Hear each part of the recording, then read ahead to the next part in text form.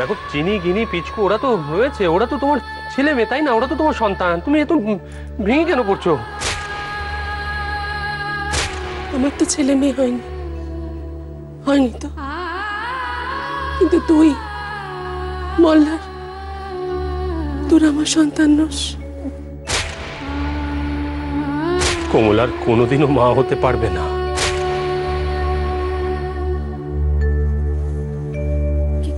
কে বলেছে আমি মা হতে পারবো না? হ্যাঁ? ওরা কেন বলছে আমি মা হতে পারবো না? না না, ওই ডাক্তারবাবু বলেছেন আমি নাকি কোনোদিনও মা হতে পারবো না। না না, ডাক্তারবাবু ভুল বলেছেন, একদম ভুল বলেছেন। আর তাছাড়া আমি আমি আমি মা হতে যাবোই বা কেন? আমি তো মা হয়েই গেছি। আমার তো আমার সন্তান তো আছে। আমার আমার আমার মেয়ে রাগিনী, এই তো আমার মেয়ে। এই তো আমার মেয়ে রাগিনী। এই তো, আর সবাই শুধু শুধু বলছে যে আমি নাকি মা হতে পারবো না, আমার নাকি মেয়ে নেই, কোনোদিনও নাকি আমি মা হতে পারবো না। এটা একদম ভুল, একদম ভুল, আমি জানি। তুইও তো তাই জানিস, তাই না?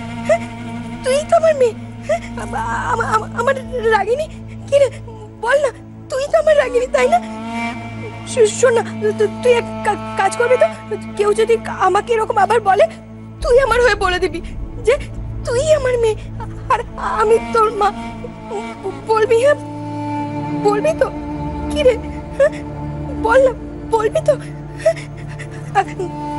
ঠিক আছে, শোন, আমি না তোকে তোকে রোজ স্নান করাবো, রোজ সুন্দর করে চুল বেঁধে দেবো, খাইয়ে দেবো, ঘুম পাড়িয়ে দেবো।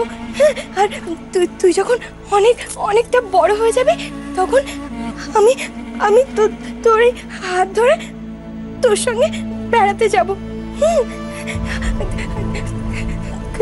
দেখি।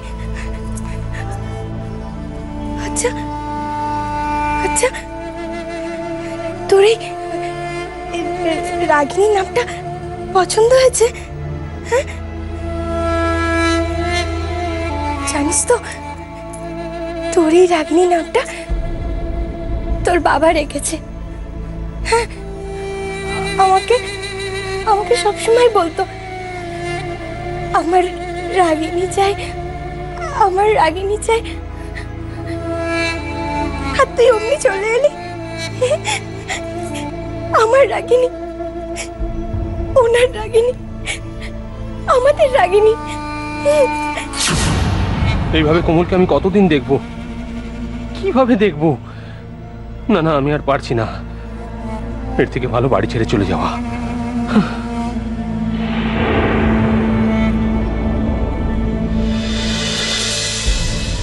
আপনাদের পরিবারের একজন শুভাকাঙ্ক্ষী হিসাবে বলছি, আপনি নিজের মনকে শক্ত করুন।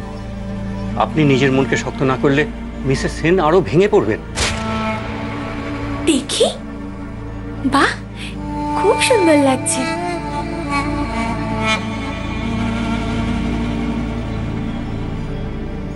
সব সময় বাবা মায়ের কথা শুনবে, একটু দুষ্টুমি করবে না, তাহলে দেখবে তোমাকে ঠাম্মি দাদু খুব ভালোবাসবে।